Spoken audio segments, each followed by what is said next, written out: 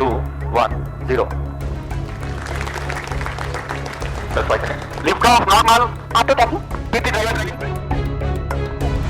भारत एक ऐसा देश है जिसने आजादी के बाद से कुछ क्षेत्रों में आत्मनिर्भर बनने की दिशा में तेजी से काम किया है। इसमें भारत का इसरो भी है। इसरो यानी इंडियन स्पेस रिसर्च ऑर्गेनाइजेशन।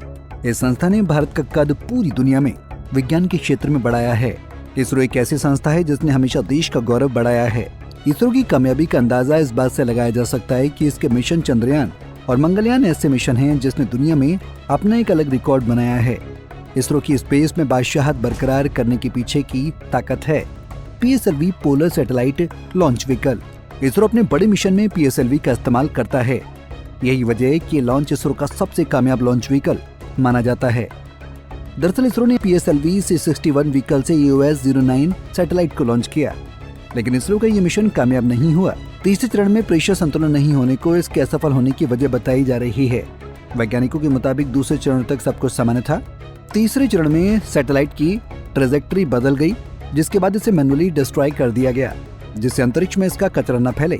लेकिन अब सवाल उठ रहे हैं कि आखिर ये मिशन क्या था और इसकी क्या महत्ता है। क्या था EOS-09 अंतरिक्ष मिशन? इसरो का PSLV C61 मिशन एक अहम कदम है, जिसमें EOS-09 नाम का पृथ्वी अवलोकन उपग्रह अंतरिक्ष में भेजा गया था। ये उपग्रह सिंथेटिक अपर्चर रडार SAR तकनीक से लैस था, जो हर मौसम और दिन रात की स्थिति में भी धरती की साफ तस्वीरें लेने में सक्षम था। इस उपग्रह का उपयोग कृषि, वन, बाढ़ प्रबंधन, मिट्टी की नमी, आपदा प्रबंधन जैसी अनेक क्षेत्रों में किया जाना था। EOS-09 पहले लॉन्च हुए EOS-04 उपग्रह का रिपीट मॉडल था और इसरो के रिसैट-1 उपग्रह के डिजाइन पर आधारित है। ये उपग्रह पोलर सैटेलाइट लॉन्च व्हीकल यानी PSLV C61 के माध्यम से श्रीहरिकोटा स्थित सतीश धवन अंतरिक्ष केंद्र से लॉन्च किया गया था। इसे सन सिंक्रोनस पोलर ऑर्बिट SSPO में स्थापित किया जाना था, ताकि नियमित अंतराल पर पृथ्वी की एक जैसी तस्वीरें ले सके। लॉन्च के बाद रॉकेट के आखिरी चरण से पहले तीसरे चरण में असफल हो गया। इसरो ने EOS-09 को भी डेब्रिस फ्री मिशन के रूप में तैयार किया था।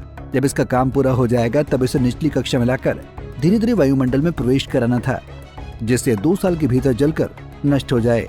इस तरह ये मिशन न केवल भारत की निगरानी क्षमताओं को बढ़ाता है, बल्कि अंतरिक्ष की सफाई और सुरक्षा के प्रति इसरो की प्रतिबद्धता को भी दर्शाने वाला एक मिशन था।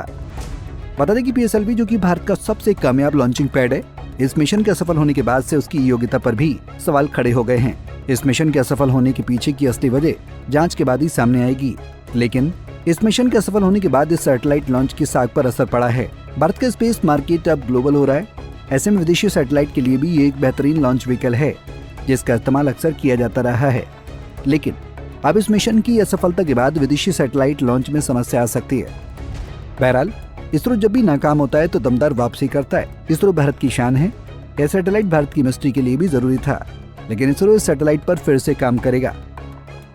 फिलहाल के लिए इस खबर में इतना ही। देश और दुनिया की बड़ी खबरों के लिए देखते रहिए पंजाब केसरी टीवी।